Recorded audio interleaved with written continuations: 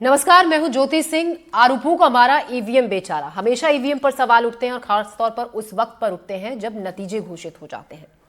EVM फिर से सवालों में है। आज हमारा मुद्दा ईवीएम को लेकर ही है। कांग्रेस खुलेआम ईवीएम के खिलाफ मैदान में है तो कुछ सहयोगी पार्टियां दबी जुबान में ईवीएम को कटघरे में खड़ा कर रही हैं। इसी बीच सुप्रीम कोर्ट ने भी ईवीएम पर दायर याचिका पर बहुत कुछ कहा। आज हम ईवीएम पर उठ रहे सवालों पर ही बात करेंगे। आप भी अगर ईवीएम पर अपनी कोई राय रखना चाहते हैं तो आप भी हमें फोन कर सकते हैं। हमारा फोन नंबर है 817889998182। तो ईवीएम पर विपक्षी दल कई तरीके के आरोप लगाते आए हैं। ईवीएम को लेकर आम जनता की क्या राय है? क्या आम जनता को ईवीएम पर भरोसा है? ये रिपोर्ट भी हम आपको दिखाएंगे शिवपुरी से। और हमारे साथ खास मेहमान भी इस पर हैं बात करने के लिए। हमारे साथ डॉक्टर SY कुरैशी हैं, पूर्व CEC। कुरैशी जी, आपका स्वागत है और हमसे जुड़ने के लिए आपका बहुत बहुत धन्यवाद सर। देखिए, एक बार फिर से ईवीएम पर जो सवाल उठते हैं वो कोई नई बात नहीं है। एक बार फिर से सवाल उठे हैं। आप क्या कहेंगे इसको लेकर, जिस तरीके से हमला किया जाता है ईवीएम को लेकर? ठीक है, मैं तो साल साल से यही कहते चला आ रहा हूँ कि ईवीएम बड़े डिपेंडेबल है। और ऑपोजिशन के कई लीडर्स मुझे इधर उधर कहीं के मिलते हैं और वो शिकायत करते हैं। मैंने उनसे कहा कि आप अपना टाइम बर्बाद कर रहे हैं। ये तो स्पेसिफिकली बताइए कि कैसे मैनिपुलेट होती है। आप अनपढ़ नहीं है, आपके पास टेक्निकल एक्सपर्ट भी होंगे। जी। किसी उससे कीजिए कि जाके साबित करें। इलेक्शन कमीशन ने 2-3 बार चैलेंज किया कि आके दिखाओ, डेमोन्स्ट्रेट करके दिखाओ। क्यों नहीं करते? और हाँ जी, कुछ ना कुछ तो गड़बड़ है, कुछ ना कुछ तो गड़बड़ है, इस बेसिस पे तो कोई फैसले नहीं हो सकते। बहुत ही बचकानी ये हरकत है। जी। फिर अब तो सुप्रीम कोर्ट ने भी उसको क्लिंच कर दिया। बैलेट पेपर पे जाना और फिर कि ये कहना कि ये और देशों में नहीं होता, अब कि जी अमेरिका में नहीं होता। अव्वल तो ये कहना कि अमेरिका में नहीं होता ये गलत है, क्योंकि अमेरिका हमसे बिल्कुल डिफरेंट है। वहां पे 10,000 इंडिपेंडेंट यूनिट, वहाँ की सिटीज, उनके डिफरेंट काउंटीज, ये सब मिलके उनके 10,000 सिस्टम है। उनमें से हजारों ईवीएम यूज करते हैं और डिफरेंट टाइप्स की ईवीएम यूज करते हैं और हजारों नहीं करते। तो ये कहना कि अमेरिका से हम सीखें, पर अमेरिका में तो 250 साल में एक औरत प्रेसिडेंट नहीं बनी, हमने 19 साल में चीफ प्राइम मिनिस्टर दे दी थी। तो हर चीज हम वहां से लें, हमसे वो लें। हमारी आज तक इलेक्शन कभी का रिजल्ट कोई क्वेश्चन नहीं हुआ कि इलेक्शन का रिजल्ट में वो बेमानी। ट्रांजिशन ऑफ पावर हमेशा स्मूथ हुआ। यूएस में आपने देखा था 2020 में कि किस तरह पब्लिक हंगामा हुआ था, जो अफ्रीकन कंट्रीज में होता है। तो ऐसी सूरत में ये अमेरिका, यूरोप, ये सब गलत है कि हमारा सिस्टम बड़ा टेस्टेड जी। ट्राइड है। इसमें थोड़ी सी इंप्रूवमेंट की जरूरत है। जी। वीवीपैट की काउंटिंग वाउंटिंग, उस हाँ, पे जरूर विचार करना इम्प्रूवमेंट की चाहिए। बात आप कर रहे हैं कुरैशी जी। कहाँ वो इम्प्रूवमेंट की जरूरत है? आपको क्या लगता है? क्योंकि देखिए, ये कहा जाता है जब भी ईवीएम पर सवाल उठते हैं कि फिजिकली टेम्परिंग ईवीएम मशीन के साथ की गई, ये कितना संभव है? और जो आप देखिए, सुधार जी। नहीं नहीं, आप पूरा कर लीजिए सवाल। सर, मैं यही पूछ रही थी कि सवाल अक्सर ये उठता है, क्या ये संभव है फिजिकली तौर पर ईवीएम मशीन के साथ टैंपरिंग करना कुरैशी जी? नहीं, यही तो मैं बार बार मैं कह चुका हूँ। हम्म। इसकी इतनी बार मैंने इस पे लिखा है। इलेक्शन से पहले की नाइट पे मैंने वॉइस को बोला जी। कि इलेक्शन वो ईवीएम में मैनिपुलेशन संभव नहीं है। जी। और बल्कि अच्छा, हर पॉलिटिकल पार्टी ने, एवरी सिंगल पार्टी ने कभी ना कभी ईवीएम पे अटैक किया है। जी। और सबसे बड़ा तकड़ा अटैक तो बीजेपी ने किया था 2009 में। एक किताब तक लिख डाली थी, डेमोक्रेसी एट रिस्क। हम्म। लेकिन अब वो सबसे बड़ी सपोर्टर ईवीएम के बने हुए हैं। दूसरी पार्टियां जो ईवीएम को अटैक कर रही हैं वो उन्हीं ईवीएम से जीत के आती रही हैं। जीत जाते हैं तो उस वक्त वक्ती तौर पे चुप हो जाते हैं। इसी इलेक्शन में आप ये देखिए कि एक स्टेट में बुरी तरह हार गए, दूसरी स्टेट में बहुत अच्छी तरह जीत गए। और बाकी के बाई इलेक्शन में वो देखें, कर्नाटक में देखिए 3 की 3 सीटें, बंगाल में 6 की 6 सीटें ऑपोजिशन को गई। तो वही ईवीएम है, हर तरफ चल रही है। तो इसलिए इसी लेकिन जब 2009 में ही हुआ था, उस हम्म। जमाने में मैं इलेक्शन कमीशन में था। मैंने ऑल पार्टी मीटिंग बुलाई। जी। चंद्रबाबू नायडू उसके लीडर थे, उस ग्रुप के जो था उसमें बहुत सारे लीडर थे हर पार्टी के आए। तो हमें हैरानी हुई कि भाई टेक्नोलॉजी आइकॉन वो कर रहे हैं। हमने उनसे पूछा क्या शिकायत है, कह लेंगे हम ये नहीं कह रहे कि इलेक्शन के रिजल्ट मैनिपुलेट हुए हैं, ना होंगे आगे। हम तो सिर्फ कह रहे हैं ट्रांसपेरेंसी नहीं है, ट्रांसपेरेंसी ला दीजिए। हमने कहा वो कैसे, चलेंगे वीवीपैट शुरू करके। रीजनेबल आइडिया था, हमने उसी दिन वीवीपैट का ऑर्डर उसी दिन कर दिया। और आज से वीवीपैट, अब जो झगड़ा चल रहा है कि वीवीपैट हम पूरे विधानसभा क्षेत्र की 5 मशीनों की वीवीपैट को गिनते हैं। जी लोग कह रहे हैं 50% गिनो, 100% गिनो। मैंने तो यहाँ तक कहा कि अगर एक दफा देश में लोगों का फेथ रिस्टोर करने के लिए एक दफा 100% भी गिन के दिखा दो, तो कम से कम डेमोक्रेसी पटरी से उतरने से बच जाएगी। बैलेट पेपर की डिमांड करने वाले ये भूल जाते हैं कि बैलेट पेपर क्यों हमने बंद किए थे। तो बूथ कैप्चरिंग होती थी। अब क्या है, आज के लोग साधु हो गए हैं। जो बूथ कैप्चर करते थे, आज वो उससे 1000 गुना पावरफुल हो गए। उनमें गुंडागर्दी पहले से ज्यादा, कॉन्फिडेंस पहले से ज्यादा, वो खूब बूथ कैप्चरिंग करेंगे। और सबसे इंटरेस्टिंग बात तो यह है कि अभी चंडीगढ़ में मेयर का इलेक्शन हुआ, सिर्फ 40 बैलेट पेपर थे, 40। उसमें प्रिजाइडिंग ऑफिसर ने बेईमानी कर दी थी। वो तो सुप्रीम कोर्ट तक अब हर चीज थोड़ी जाएगी। वो सुप्रीम कोर्ट अगर इंटरव्यू नहीं करती तो वो बेईमानी करके निकल जाते। जहां 40 बैलेट पेपर में बदमाशी हो सकती है, हम तो 1 बिलियन बैलेट पेपर की बात कर रहे हैं। तो ये बातें क्या कर रहे हैं, जो जो इन्हें सोचना चाहिए। इलेक्टोरल रोल पे ध्यान दें, उसमें बेईमानी हो सकती है, हो सकता है हो रही हो। इलेक्शन का मैनेजमेंट, बूथ के ऊपर क्या गड़बड़ होती जी है कि 5 बजे बूथ बंद कर दिया, 4 बजे कर दिया। वहां उनके एजेंट क्या करते हैं, चुप क्यों बैठे रहते हैं, वो ये होता ही नहीं। तो इन चीजों पे ध्यान देने की जरूरत है। और अब तो सुप्रीम कोर्ट ने कह दिया, इसके बाद अगर अभी भी ये तो इसकी बात करेंगे तो दीवार से सर फोड़ने वाली बात है।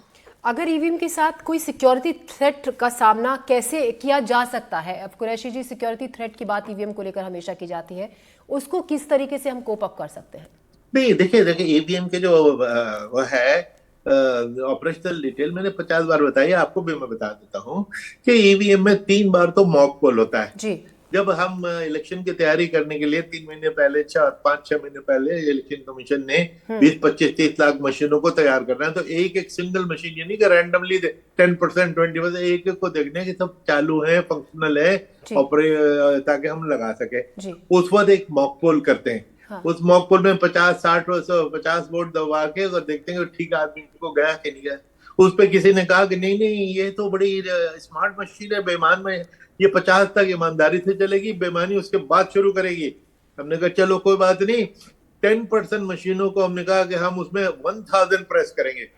10% का मतलब है 20 लाख में से 10%, 2 लाख मशीनों में 1000 प्रेस करते हैं।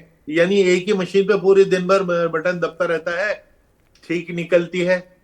जब फिर लोगों से हम करा, जो नहीं जो आते थे वॉलंटियर्स और एजेंट, उनसे भी कहते भाई तुम भी हमारे साथ बटन दबाने में मदद करो, तो उन्होंने कान पकड़ लिया कि जी हम दिन भर ये पनिशमेंट, ये हमने उसको फिर 10% से 5 कर दिया, तो वो भी 1 लाख मशीन है। 1 लाख मशीन में 1000 प्रेसेस होते हैं। तो ये कहना कि ये गलत जगह चला जाता है, तो भाई एक तो फर्स्ट मॉक पोल हो गया। दूसरा मॉक पोल होता है कि जिस पर हम ये इनके कैंडिडेट सेट हो जाते हैं, कहीं 10 होंगे, कहीं 25 होंगे, जी कहीं 45 होंगे। उस दिन फिर मॉक पोल होता है। और तीसरे पोलिंग डे पे 8 बजे आप पहले वोटर बन के जाएंगी, 7 बजे एक मॉक पोल शुरू हो जाता है, 50 वोट का मॉक पोल उस दिन भी होता है। और हर मॉक पोल का रिजल्ट पोलिंग पार्टी के जो एजेंट है उनसे साइन कराया जाता है कि ये ठीक था, मशीन ठीक थी। 7:30 बजे मशीन ठीक थी, तो 9:30 बजे मशीन कैसे खराब हो गई? तो इसलिए ये बिल्कुल ही इलिटरेट किस्म के आर्गुमेंट जो चल रहे हैं, मैं हैरान हूँ। और जो हालांकि पॉसिबिलिटी गड़बड़ी की है, लेकिन जहां पे है उसकी बात ही नहीं कर रहे हैं आप। अच्छा इसका, अच्छा फाइनली ईवीएम का की जो फाइनल सिक्योरिटी के जब जी पोलिंग खत्म हो जाती है, तो एक पेपर सील है जो इसके चारों तरफ लगा दी जाती है। ये पेपर सील को समझिए, ये नासिक में जहां करेंसी हमारी इंडिया की, भारत की छपती है, जी वहां पे ये छपती है। उसके ऊपर एक यूनिक नंबर होता है जो सिर्फ एक मशीन पे एक ही हो सकता है। जी उसके ऊपर मशीन पे ये चारों तरफ चढ़ा के एजेंट से उनके सिग्नेचर लिए जाते हैं कि देखिए कुरैशी जी, आप अब हर बार ये मैं होता कंप्लीट है। एक, जी एक, जी एक सर। सेकेंड कंप्लीट कर लूं। अब जब 3 दिन बाद या 2 महीने बाद काउंटिंग होती है, तो सबसे पहले मशीन लाके लोगों को दिखाई जाती है कि जी भाई देख लो, आपने सील पे दस्तखत किए थे, वो हैं कि नहीं है? वो होते हैं। उसके बाद सील तो तोड़ के फिर मशीन चालू होती है। तो कहाँ पे मशीन में बेईमानी का स्कोप हुआ, कहाँ पे नंबर चेंज हो सकते हैं, हमें तो नहीं समझ आता। अगर ऐसा होता तो बीजेपी के खिलाफ इल्जाम है, तो बीजेपी तो हर जगह जी जीत रही होती, हर जगह तो नहीं जीतती। पार्लियामेंट में भी पूरी तरह नहीं जीत पाई। जी बिल्कुल कुरैशी जी, हर बार इलेक्शन कमीशन की तरफ से आके बहुत तरीके से, और आपने भी जिस तरीके से हमें समझाया ए से लेकर जेड तक कि क्या प्रक्रिया पूरी होती है ईवीएम मशीनों की जांच करने की, हर बार, लेकिन कहीं ना कहीं वो भरोसा हमेशा हम डगमगाया हुआ देखते हैं नेताओं का चुनावी नतीजों के बाद। अब मैं बैलेट पेपर की अगर बात करूं, कहा यह जा रहा है कि पूरी दुनिया बैलेट पेपर पर आ गई है, इस दलील को आप कितना तर्कपूर्ण मानते हैं आगे के लिए? नहीं, देखिए, मैंने जैसे कहा कि ये बैलेट पेपर हमारे अभी होते थे, लेकिन हमने बैलेट पेपर से ईवीएम पे हम कई क्यों गए थे ये हम कैसे भूल सकते हैं, क्योंकि बूथ कैप्चरिंग होती थी नहीं होती थी, जी हमारी यही होती थी, जिस वजह से हम गए, तो हम उस पर वापस जाना चाहते हैं बजाय सिस्टम को इम्प्रूव करें। अब ईवीएम जब से इंट्रोड्यूस हुई, पहले 1982 में हुई थी, सुप्रीम कोर्ट तक गई थी, सुप्रीम कोर्ट ने उस वक्त इलीगल डिक्लेयर किया था, जी इसलिए नहीं कि मशीन में बेईमानी हो सकती है, बल्कि ये कि ये कानून में बैलेट ईवीएम का नाम नहीं है, सिर्फ बैलेट पेपर लिखा है, कहने के कानून में डलवा दो, यूज करो। उसके बाद से 1998 से हमारी मशीनें चल रही हैं। तो बैलेट पेपर पे वापस जाने में गुंडागर्दी, बूथ कैप्चरिंग फिर वापस आ जाएगी नहीं आएगी, इसकी कौन कौन गारंटी देगा? चंडीगढ़ में तो 40 बूथ की बैलेट पेपर की जी बेईमानी को नहीं रोक सके थे, तो सुप्रीम कोर्ट ने मदद कर दी, वरना तो चला गया था इलेक्शन। तो बैलेट पेपर पे आ जाओ जी, बैलेट पेपर पे आ जाओ, गुंडागर्दी फिर वापस आ जाएगी। और अब बूथ कैप्चरिंग करने वाले लोग और ज्यादा पावरफुल हैं जी हर पार्टी के। जी कुरैशी जी, आपने अपना वक्त दिया, आपने हमसे बातचीत की, तमाम सवालों के जवाब दिए, आपका बहुत बहुत शुक्रिया हमसे जुड़ने के लिए, धन्यवाद आपका। Thank you. तो आप सुन रहे थे एसवाई कुरैशी को। डॉक्टर एसवाई कुरैशी पूर्व सीईसी हैं। हमारे साथ कुछ और मेहमान भी होंगे जिनसे हम बातचीत करेंगे। खुशबू जैन होंगी, सुप्रीम कोर्ट के वकील, Mukesh Chaudhary cyber security expert, और डॉक्टर विशाल मिश्रा राजनीतिक विश्लेषक हमारे साथ जुड़ेंगे। उससे पहले हम आपको शिवपुरी की एक रिपोर्ट दिखाते हैं, वहां के लोग ईवीएम में गड़बड़ी को लेकर क्या कहते हैं, आइए देखते हैं। चुनाव परिणाम जब जब आते हैं तब तब विपक्ष हारने के बाद में ईवीएम को कटघरे में खड़ा करता है, सवाल खड़े करता है, और कुछ याचिकाएं इस महाराष्ट्र चुनाव के बाद में सुप्रीम कोर्ट पहुंची। उन याचिकाओं को न केवल खारिज किया गया बल्कि ये कहा गया कि ईवीएम को लेकर बहस देश में से बंद होनी चाहिए। हम इस समय शिवपुरी के फर्स्ट टाइम वोटर्स के साथ में हैं। वो क्या सोचते हैं, क्या हमारे देश की छवि को धूमिल होना पड़ता है, क्या हमारे देश को नुकसान पहुंचता है, क्या हमारी लोकतांत्रिक व्यवस्था पर सवाल खड़े करना सही है, ये बात हम पूछने की उनसे कोशिश करेंगे। चुनाव आयोग पर कितना विश्वास करती हैं आप? सर बिल्कुल करती हूँ, क्योंकि मतलब ये नहीं है कि वो कुछ करते नहीं है, कहते हैं भले ही मतलब, लेकिन हो जाता है, करते हैं। ऐसा नहीं है कि हर कोई एक सा हो, सब अलग अलग होते हैं, तो मतलब सब अपने उससे सब चीजें करते हैं। आपको पूरा विश्वास है चुनाव आयोग पे, हमारी चुनाव प्रणाली पर पूरा यकीन है? जी बिल्कुल है सर। आपको कितना यकीन है हमारी चुनाव प्रणाली पर? 100% सर। तो क्या कहती हैं आपके इस तरह के सवाल उठाए जाने चाहिए? नहीं, बिल्कुल नहीं सर, विद प्रूफ नहीं उठाने चाहिए। जो वो उठाते हैं वो गलत है, इसलिए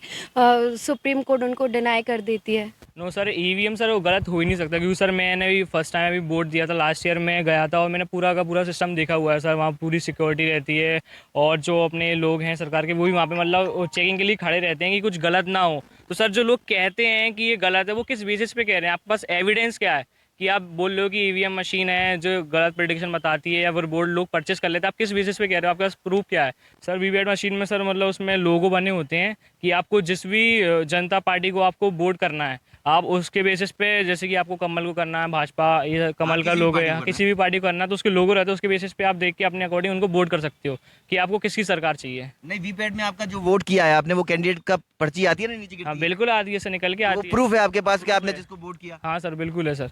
उस पर पूरा 100% विश्वास है, क्योंकि वो कोई फेक नहीं है, बिल्कुल सही है, और अपन को पता चला है कि अपन ने किसको वोट दिया है, इसमें कुछ वो नहीं है। तो फिर सवाल खड़े नहीं होना चाहिए? बिल्कुल खड़े नहीं होना चाहिए, बिना किसी प्रूफ के साथ किसी के बारे में ऐसा नहीं कहना चाहिए।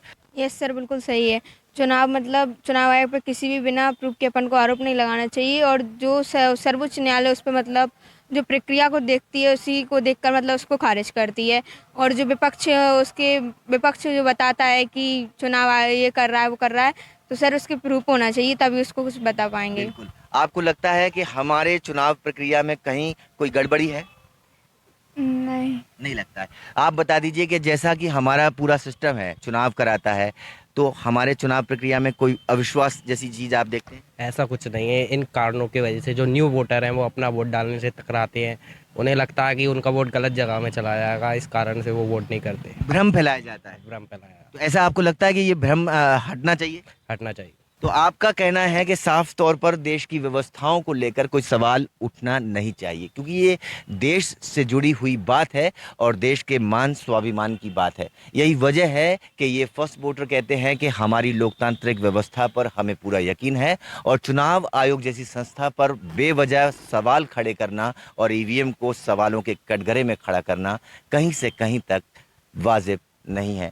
शिवपुरी से अपने कैमरा साथी नितिन शर्मा के साथ अतुल गौड़, एनडीटीवी। चलिए, तो ईवीएम में गड़बड़ी को लेकर हम बात करते हैं हमारे खास मेहमानों से। खुशबू जैन सुप्रीम कोर्ट के वकील हमारे साथ जुड़ गए हैं, Mukesh Chaudhary cyber security expert हमारे साथ जुड़ गए हैं, डॉक्टर विशाल मिश्रा राजनीतिक विश्लेषक हमारे साथ है। आप सभी का स्वागत है और हमसे जुड़ने के लिए बहुत बहुत धन्यवाद। खुशबू जैन, जिस तरीके से मैं आपसे ये सवाल पूछूं कि हमेशा ईवीएम को लेकर तमाम तरीके के सवाल खड़े होते हैं, बार बार आकर इसको क्लियर भी किया जाता है इलेक्शन कमीशन की तरफ से, क्या कहेंगे इसको लेकर आप? सुप्रीम कोर्ट ने भी यही बोला है और हमने भी ये देखा है कि ईवीएम मशीन्स फुल्ली सिक्योर है। जब मॉक होते हैं तब भी उसकी सिक्योरिटी टेस्टिंग होती है। अब जब भी आप देखोगे तो एक पैटर्न हो गया है। अगर मैं हार गई हूँ तो मैं बोलूंगी कि ईवीएम में छेड़छाड़ हुई है, ईवीएम इज नॉट, हम उस पर रिलाई नहीं कर सकते, वो फुल प्रूफ नहीं है, वो टेम्पर हो सकती है। जब वही सेम इंसान आगे जाकर जीत जाता है तो वो कुछ नहीं बोलता, उसका अपोजिशन वाला बोलता है ईवीएम से टेम्परिंग हो गई है। तो ये तो वही हो गया कि जब आपके बेनिफिट में है तब कोई प्रॉब्लम नहीं है, जब आपके बेनिफिट में नहीं है तो आप बोलोगे कि इसमें टेम्परिंग हुई है। पहली बात। दूसरी बात, जब हम कंपेयर करते हैं वर्ल्ड वाइड की यूएस की जो यूएस में ईवीएम मशीन्स को हटा दिया गया है, या फिर जर्मनी ने हटा दिया है, या फिर और बहुत सारे देशों ने इसको हटा दिया है, रिलाई नहीं किया है, यूके ने हटा दिया है, तो आपको कंपेयर करने के लिए एक तरीका होता है। कंपेयर करने में क्या ये सेम ईवीएम मशीन्स है जो इस्तेमाल होती है? अगर आप देखोगे तो इंडिया की जो ईवीएम मशीन है और जो ईवीएम मशीन ये लोग यूटिलाइज करते थे उसमें जमीन आसमान का डिफरेंस है।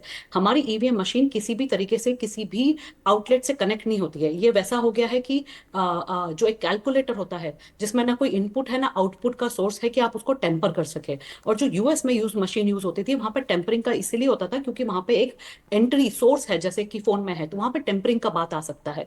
तो जब आप कंपेयर करते हो तो आप पूरे तरीके से कंपेयर करोगे। कोई ऐसी चीज जिसको आप सेम लेवल पे नहीं ला सकते उसको आप कंपेयर कैसे करेंगे? तो मशीन को जस्ट बिकॉज उनका नाम ईवीएम है डजंट मीन कि आप उसको कंपेयर करके उसको बोले कि बाकी सारे देशों ने हटा दिया है, या इलॉन मस्क ने ये बोला है कि ईवीएम पे आप रिलाई नहीं कर सकते। तो उसने अपने देश के ईवीएम मशीन के बारे में बात किया है, आपके देश की नहीं। और वहीं आप कंपेयर करोगे तो इतनी सारी लार्जेस्ट डेमोक्रेसी ब्राजील हो गया, इंडिया हो गया, ईवीएम पे रिलाई कर रही है। इंडिया की जो ईवीएम मशीन्स है वो हम सप्लाई कर रहे हैं इन कंट्रीज को। कम से कम 12 कंट्रीज में इंडिया के एक्सपर्ट्स जाकर गाइड कर रहे होते हैं उनकी सिक्योरिटी को लेकर। वहां की कोर्ट्स ने भी वो चीज बोली है कि ये ईवीएम मशीन में एकदम सिक्योर है। तो जब आप देखोगे तो लार्जेस्ट डेमोक्रेसी अगर रिलाई कर रही है ईवीएम मशीन्स पर। और एक और चीज देखने की जरूरत है कि ईवीएम मशीन को हम लाए क्यों थे? हम लाए थे क्योंकि बैलेट पेपर से बहुत ज्यादा वहां पे धांधली होती थी, उसको टेम्परिंग हो सकती थी और कॉस्टली अफेयर था, बहुत सारे इश्यूज थे जिसके मद्देनजर हमने ईवीएम को इंट्रोड्यूस किया। अब अगर ईवीएम की बात करें, अगर आपको फिर भी इशू लग रहे हैं तो मैं फेवर में नहीं हूं कि जस्ट बिकॉज हम किसी चीज को इंट्रोड्यूस कर लें तो आंख बंद करके उसको कंटिन्यू रखें। अगर वहां जाकर उस मशीन में कोई सिक्योरिटी इश्यूज है, टेम्परिंग के इश्यूज है, तो आप उस टेम्परिंग इश्यूज को सामने लाएं और उस पर डिस्कस करें, ना कि सिर्फ हल्ला मचाए। तो अभी तक इलेक्शन कमीशन के इतने स्टेटमेंट्स आए हैं कि जिसको भी इस पे इशू लगता है वो आके वो इश्यूज दिखाए और हम उस बारे में बात करेंगे, उसको डिस्कस करेंगे। तो उस पर कोई बात नहीं करता है, सिर्फ हल्ला मचाता है कि ईवीएम टेम्पर हो चुका है, ईवीएम में टेम्पर होने के बाद है, देखो इस देश के टेक्नोलॉजी एक्सपर्ट ने ये बोला है, उस देश के टेक्नोलॉजी एक्सपर्ट ने ये बोला है, इन देशों ने यूज करना बंद कर दिया है। तो ये तो मतलब भेड़ चाल की बात हो गई, या फिर जब जहां मुझे यूज करना है जिस कार्ड को मैं उस तरीके से यूज कर रहा हूँ बिना एविडेंस बिना प्रूफ के। और सुप्रीम कोर्ट ने भी यही स्टेटमेंट दिया है, जब कोई जीत जाता है तो ये बोलता है, जब वो हार जाता है तब वो ये बोलता है। तो ये बिना बेसिस की जो पिटिशंस है इनको आप खारिज करें। और उन्होंने क्वेश्चन रेज किया कि टाइप की पिटिशन फाइल करके आप कोर्ट का समय बर्बाद ना करें। जी जी खुशबू। डॉक्टर विशाल मिश्रा, देखिए बार बार यही कहा जाता है और कोर्ट की तरफ से भी यही कहा गया कि जब भी कोई पार्टी जीत जाती है तब कोई दिक्कत नहीं होती, कोई परेशानी नहीं होती, जैसे ही नतीजे उसके खिलाफ गए तुरंत ईवीएम को लेकर हल्ला मचाना शुरू कर देती हैं पार्टियां। देखिए ये बात सही है, न्यायालय की टिप्पणी भी बिल्कुल सही प्रतीत होती है। मैं एक बात नहीं समझ पाता हूं जी, जो लोग भी ईवीएम पर सवाल खड़ा कर रहे हैं या जो लोग भी संवैधानिक संस्थाओं पर सवाल खड़ा करते हैं, पहली बात तो रोज ही रोज आप देखिए नारा दिया जाता है संविधान बचाओ का। भी कल ही हमारा संविधान दिवस था और उसी संविधान के अंतर्गत जो संवैधानिक संस्थाएं हैं उनका सम्मान नहीं किया जाता है। आरोप पर आरोप, आरोप पर आरोप, किस प्रकार का आप भ्रम का वातावरण तैयार करना चाहते हैं?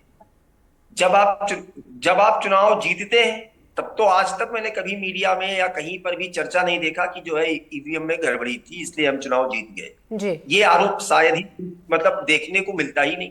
लेकिन जैसे ही चुनाव हारा जाता है तो सामने से प्रतिक्रिया आती है कि ईवीएम मशीन खराब है, सरकार ने गलत किया, धांधलेबाजी हुई, ये वो तमाम। जबकि बार बार ये चीजें कही गई हैं कि यदि कोई दिक्कत है, कहीं पर भी दिक्कत है तो उसे सामने लाया जाए। प्रत्यक्षम के प्रमाणम आप प्रत्यक्ष को रखिए ना, लेकिन ना प्रत्यक्ष को नहीं रखना है क्योंकि प्रत्यक्ष को लेकिन एक नैरेटिव से करने की कोशिश की जा रही है बार बार कि ये गलत हो रहा है और बार बार ये बैलेट पेपर की बात की जा रही है। हम लोगों ने अपनी आंखों से देखा है किस प्रकार से बूथ कैप्चरिंग होती थी, किस प्रकार से बैलेट पेपर के समय में मतलब जो लोग मतलब पावरफुल होते थे, धन बल शक्ति बल से मजबूत होते थे, चुनाव ही नहीं डालने दिया जाता था। पूरा का पूरा बैलेट पेपर की जो है जो लोग पैरवी कर रहे हैं तो उनको ये चीज भी ध्यान में रखना चाहिए। लेकिन बजाय इसके कि इस पर ध्यान देने के कि क्या कमियां थी बैलेट पेपर में, क्या इंप्रूवमेंट है ईवीएम पर, बस दोष दे देना, मशीन को दोष देना, चुनाव आयोग पर आरोप लगाना। एक वही वाली लाइन में कहना चाहूंगा कि धूल चेहरे पर थी और आईना साफ करता रहा। खुद आत्मावलोकन नहीं किया जा रहा कि हम चुनाव क्यों हारे, हमारे संगठन की क्या कमियां रही, हम किन मुद्दों पर लड़े, जनता क्या चाह रही है, इस पर तो चर्चा ही नहीं। बजाय इसके धांधली हो रही है। लेकिन उनसे पूछिए ना कि जब अभी झारखंड का चुनाव जीते तो क्यों नहीं आरोप लगा रहे हैं कि भैया ईवीएम में गड़बड़ी थी इसलिए हम चुनाव जीते। बिल्कुल, ये भी तो आरोप लगाया जा रहा है। सवाल यही खड़ा होता है कि जब आप जीतते हैं तब क्यों नहीं। सब बढ़िया everything is very transparent just, और जहां कहीं पर भी आप नहीं जीत पाते हैं वहां पर तुरंत आक्षेप लगा देना, अनर्गल आरोप लगा देना, संवैधानिक संस्थाओं पर सवाल क्रिएट करना, एक प्रकार से मतिभ्रम की स्थिति बनाना। ये विभाजनकारी राजनीति, ये विभाजनकारी मानसिक, लोगों को एक दूसरे से लड़ाना, क्षेत्र जाति भाषा के आधार पर तमाम तरह के स्टेटमेंट देना, ये क्या दर्शाता है? क्या आप एक समता मूलक समाज की तरफ ले जा रहे हैं? नहीं, ये समता मूलक समाज की तरफ आप नहीं ले जा रहे हैं, आप कोहेशन नहीं कर रहे हैं, बशर्ते आप एक रिफ्ट क्रिएट कर रहे हैं कि ताकि एक ग्रुप तैयार हो जो ये मानने को तैयार रहे कि कुछ गड़बड़ी हुई है यदि हम हारते हैं तो जी। इस ग्रुप को भी करिए कि वो ग्रुप ये भी तो माने कि हाँ। ठीक है, आपके पास लौटूंगी मैं फिर से, आपके पास मैं लौटूंगी सर फिर से। विशाल जी, हमारे साथ मुकेश चौधरी भी हैं, साइबर सिक्योरिटी एक्सपर्ट हैं।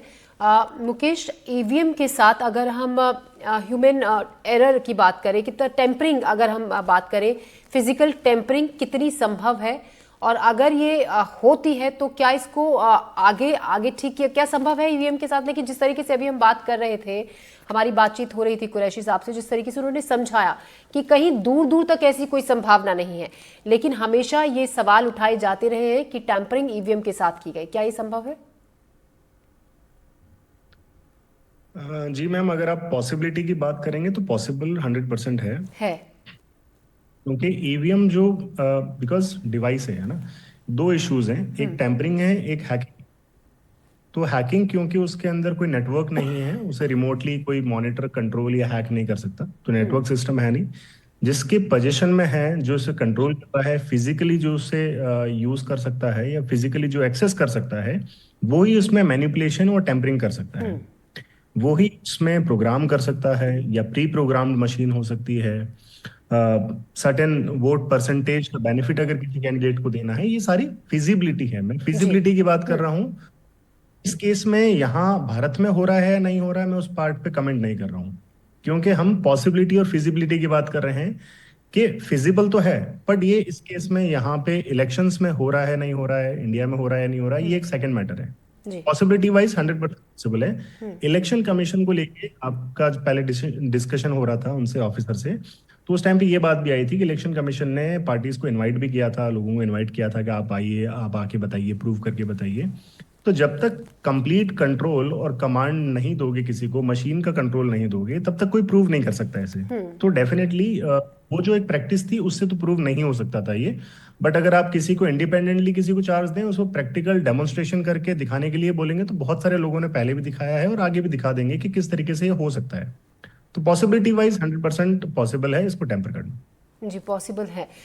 साथ ही मुकेश एक और सवाल, अगर क्या पावर फेलियर का इलेक्ट्रिसिटी में अगर किसी तरीके की कोई दिक्कत हो जाती है तब ईवीएम पर कोई उसके फंक्शन पर किसी तरीके का असर पड़ता है?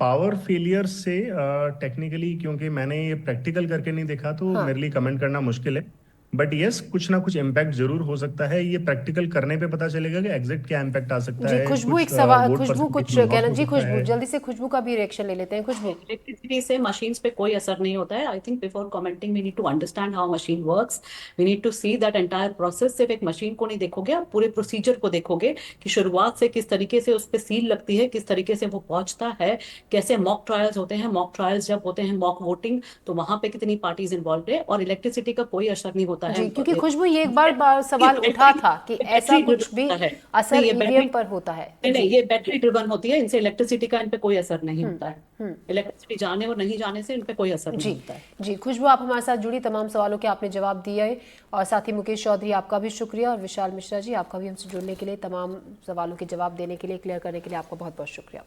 तो ईवीएम पर उठे सवालों पर हम बातचीत कर रहे थे अपने खास मेहमानों से।